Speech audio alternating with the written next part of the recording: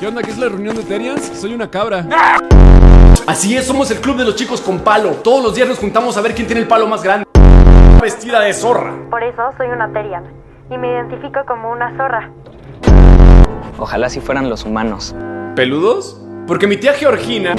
Pero me identifiqué mucho con lo que decías en tu video de Terian. Yo también soy una zorra. ¿Qué hago aquí? Mayra, ese café que hiciste era con leche entera, ¿no? Me estoy cagando. Soy un Terian y me identifico con un Golden. Y me gusta un chingo las K-Pop Demon Hunters. Golden. Para mí que este güey es Terian, pero no sabe cómo entrar al club. Ya, cabrón, no te avergüences, ahora eres una vaca. Eso, ese te ve hermoso. No, perdón, es que tú te identificas con una zorra. ¿Por qué no mejor lo hiciste con una perra? No, eso no lo hace. Tú serás el perro en esta casa, tú serás una jirafa.